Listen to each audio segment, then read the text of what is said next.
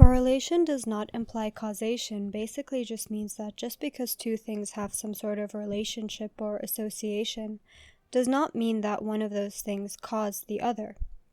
In other words, just because two things correlate does not mean that one is the cause and one is the effect.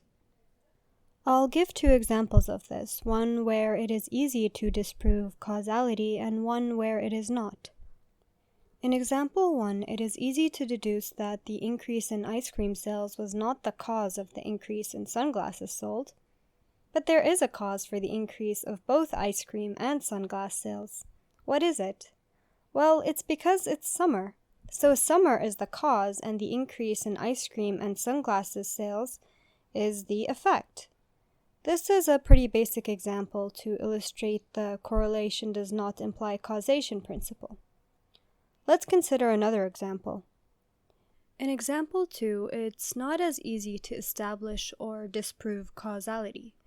It would be very tempting and seemingly logical to assume that if somebody has acne and after using a skincare product, their acne progressively decreases and then stabilized out. And it would be totally reasonable to say that using skincare product was the cause that led to the effect of decreased acne. It makes sense, right? I mean, it very well could be true, but let's remember our principle. Correlation does not imply causation. What would it mean in this case? Well, it would simply mean that the acne decreased for a reason other than the skincare product. It could be that a change in diet or lifestyle led to decreased acne. It could be a mere coincidence that the skin healed itself at the same time the person started using the skincare product. It could be a combination of things or something completely different. I think you can see how complicated it can get to establish causality, especially statistically, since you would have to do multivariable analyses and all sorts of rigorous scientific testing. However, the correlation does not imply causation principle applies to the softer sciences too, or the areas of life that cannot be objectively measured and graphed. So, for example, just because a person does volunteer work doesn't make them a good person.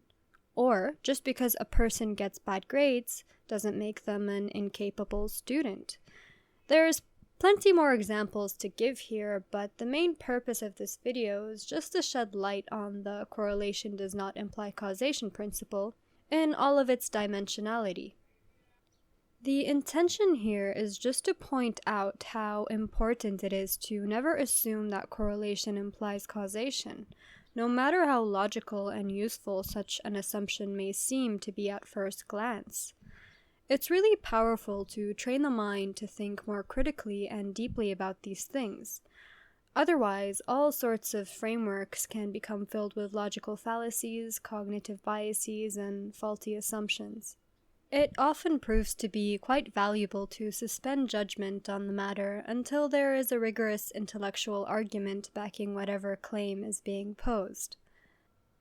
Alright, so that's pretty much it for this video, but I'm going to link a couple things in the description that illustrate the correlation does not imply causation principle in a way that's really humorous and actually quite mind-boggling. So it shows that certain things in history or at certain times showed this really, really close correlation. But the two things are seemingly totally irrelevant, so you can't establish causation between them. It's quite funny and interesting, so I would recommend that you check it out. Okay, thanks for watching, and I hope you have a good day.